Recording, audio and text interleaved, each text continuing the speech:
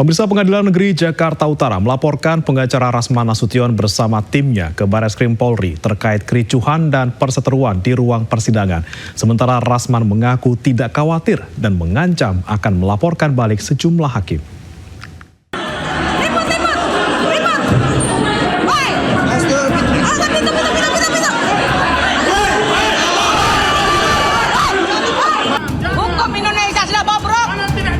Kegaduhan dan perseteruan di ruang persidangan kasus dugaan pencemaran nama baik antara Rasman Arif Nasution dan Hotman Paris Kamis pekan lalu berbuntut panjang. Akibat kegaduhan tersebut, Pengadilan Negeri Jakarta Utara resmi melaporkan Rasman Nasution bersama dengan timnya ke Barreskrim Polri. Tidak tanggung-tanggung, Rasman dilaporkan dengan 3 pasal sekaligus. Ya betul, jelas kegaduhan yang terjadi dalam ruang sidang, baik yang selama diskoros maupun selama persidangan berjalan. Seperti itu. Pasalnya, Pak? Ada pasalnya nggak, Pak? Pasal yang saya laporkan ada 3, yaitu 335 KUHP, 207 KUHP, dan 217 KUHP. Ya, seperti itu, 217 KUHP. Ada 3 pasal. Menanggapi laporan tersebut, Rasman mengaku pihaknya tidak khawatir. Kendati demikian, Rasman mempertanyakan sejumlah pasal yang menjeratnya dalam laporan tersebut. Kenapa menjadi aneh? Karena yang melapor itu adalah Ketua Pengadilan Negeri Jakarta Utara didampingi Ketua Pengadilan Tinggi DKI Jakarta atas perintah Mahkamah Agung Republik Indonesia. Nah, pertanyaannya, siapa korban dari pasal 335 dimaksud? Di mana ancaman kekerasan di situ? Di mana dasar peletakan pasal 335 dimaksud? Begitu juga dengan 207. Begitu juga dengan 217. Kalaupun ingin dilaporkan, idealnya pelapornya adalah Ketua Majelis Hakim, Ibu Sofia Tambunan, karena dia yang langsung memimpin sidang dan terjadi kegaduhan akibat tindakan ketua majelis yang sangat otoriter dari awal persidangan 3 kali sebelumnya sampai sidang berikutnya.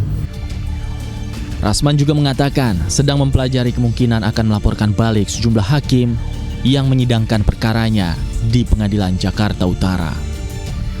Dari Jakarta, Jessica Winoto, Rizky Yulianto, iNews melaporkan. Direktur Tindak Pidana Umum Barreskrim Polri, Brigjen Juhandani Raharjopuro mengatakan pelaporan Rasman terkait kericuhan dan perseteruan di ruang persidangan termasuk tindak pidana umum. Rasman dilaporkan di Barreskrim, kemarin dilaporkan, mekanisme kan laporan di Robin Op. Di Robin Op, kami hanya mendapat tembusan, kemungkinan besar akan dilaksanakan di Tipidum. Karena apa? Karena yang dilaporkan adalah tindak pidana umum. Buntut naik ke meja ruang sidang, Kongres Advokat Indonesia memberhentikan pengacara Rasman Arif Nasution, Firdaus Oiwobo, sebagai anggota. Firdaus menanggapi santai pemecatannya dan mengaku telah pindah ke organisasi advokat lain.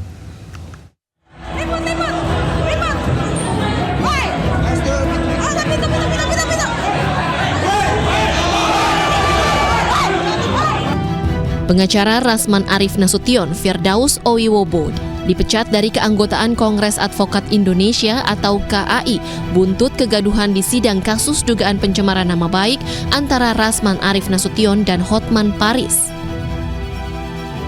Firdaus yang diketahui sebagai anggota DPC KAI Banten dipecat lantaran dinilai telah merusak marwah dan etika profesi advokat akibat naik meja saat terjadinya kericuhan di sidang Rasman dan Hotman.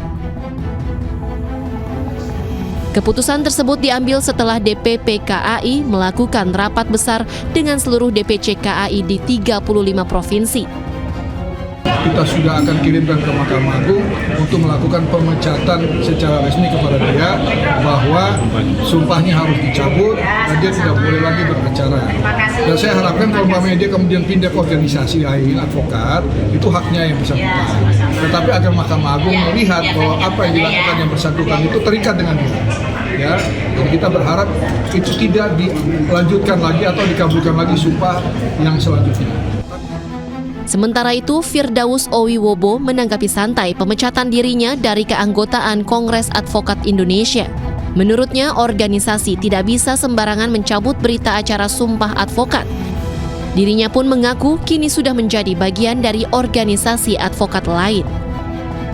Mana bisa pengacara yang bersumpah kepada Allah SWT yang dilegalkan negara mau dicabut sembarangan. Banyak pengacara yang udah dipenjara saja karena kasus-kasus mencuri uang negara dan lain masih bisa jadi pengacara. Bagaimana itu pelajaran hukumnya itu si pengacara internasional? Udahlah, udah kalah lagi aja kamu sama saya. Udah kalah lagi Hotman Paris. Udah, jangan teriak-teriak. Ya, tuh dengar tuh. Mahkamah Agung loh yang ngomong. Walaupun Firdaus ya sudah dicabut, sudah dipecat oleh KAI, dia sudah masuk lagi ke Feradi WPI. Itulah caranya multibar ya, bukan single bar bos. Ya, single bar pun nggak bisa sembarangan mencabut berita acara sumpah orang. Paling-paling karena sanksi moral, dianggapnya pengacara ini bla bla bla bla itu. Nggak ada bos yang namanya otak itu. Jangan banyak piknik bos. Hotman Paris, jangan banyak piknik. Malu kau teriak sana teriak sini, minta perlindungan sana, minta perlindungan sini. Aduh, kasihan sekali kau bang. Udahlah bang, urus cucu anak atau abang jual Lamborghini lah. Jual Lamborghini, ayo bareng-bareng sama saya. Seperti saya bagi tanah ribuan meter hektaran untuk masyarakat. Sebelumnya, aksi Firdaus Owiwobo yang naik ke meja saat terjadinya kegaduhan di ruang Pengadilan Negeri Jakarta Utara menuai sorotan. Kejadian berlangsung saat sidang pencemaran nama baik dengan terdakwa Rasman Arif Nasution dan saksi Hotman Paris Hutapea. Dari Bandung, Jawa Barat, Mujib Prayitno, iNews melaporkan. Praktisi hukum Saur Siagian menilai organisasi advokat di Indonesia telah rusak dan bobrok. Ia pun menilai perlu dibentuk Dewan Etik Pengacara agar peristiwa ricunya sidang Rasman Nasution versus Hotman Paris tidak terulang. Saatnya sekarang kepada seluruh organisasi advokat, seperti dia misalnya, ini juga menyedihkan dalam dunia advokat. Dipecat dia dari organisasi yang lama. Pada malam hari ada organisasi advokat menelepon dia yang saya dengar langsung ketua cabang daripada advokat. Ya itu adalah menurut Firdaus. Ini sudah. Itu apa? Apa nama lembaganya apa? Kongres Advokat. Pakai. Iya. Kongres Advokat Indonesia. Jadi Anda dipecat oleh Kongres Advokat. Iya. Dan kemudian diterima oleh Kongres Advokat Indonesia. Iya, enggak. Saya dipecat oleh DPP. DPP, tanpa ada proses kode etik. Oke. Lalu saya telepon jam 11 malam, dipecatnya jam 9 malam. Oke. Hari Minggu, pas liburan. Jadi hari libur. Oke. Jadi saya tanya sama ketua provinsi, "Bang, kenapa saya dipecat?" Beliau bilang, dorongan masyarakat. Ya, karena dorongan masyarakat. Terus tadi Anda ditelepon lagi untuk dijadikan ketua, maksudnya gimana? Saya ditelepon oleh beberapa ketua umum organisasi. Yang sama? Organisasi yang baru. Namanya? Namanya ada Pradi WPI, ada Pradi Perjuangan, ada Pradi A, Pradi B, dan termasuk Kongres Advokat yang baru juga yang lain menelpon saya, "Adinda masuk sini aja, segera," kata dia. Bahkan dijadikan ketua di sana? Ya, saya dijadikan, dan alhamdulillah saya terima satu. Saya jadi ketua Provinsi Banten, jadi ketua Pradi WPI. Pradi WPI namanya? Pradi WPI ya. Oke. Artinya adalah bahwa kalau dia dituduh sebagai contempt of court, tapi ada organisasi advokat pada detik yang sama, kemudian menerima bahkan mempromosikan. Kamu dulu ketua nggak? Artinya apa bang? Artinya adalah begitulah rusaknya sekarang organisasi advokat kita. Oleh karena itu menurut saya melalui suara bersuara, rakyat bersuara ini, saatnya semua advokat kita sudah menggagas. Kita kemarin sudah bertemu supaya terbentuk yaitu Dewan Kode Etik. Kalau ada seperti Firdaus misalnya, dia merasa katakanlah tidak adil, kemudian dia lari ditampung di sana, nggak ada artinya juga. Tetapi dengan ada satu Dewan Kode Etik, siapapun yang melakukan pelanggaran tidak bisa dia lagi. Informasi lainnya, pemirsa, sidang pra-peradilan lanjutan yang diajukan Sekjen PDIP Hasto Kristianto kembali dilanjutkan. Pada sidang hari ini, pihak KPK dan juga pihak Hasto telah menyerahkan kesimpulan masing-masing dan sidang putusan akan dilaksanakan Kamis 13 Februari 2025. Kesimpulan dari pemohon maupun termohon dinyatakan selesai. Selanjutnya sidang ditunda pada hari Kamis tanggal 13 Februari pukul 4 sore dengan agenda pembacaan putusan. Sidang ditutup. Sidang pra-peradilan lanjutan yang diajukan Sekjen PDIP Hasto Kristianto kembali dilanjutkan. Dalam sidang hari ini, kedua pihak yakni KPK dan Hasto sudah menyerahkan kesimpulannya masing-masing.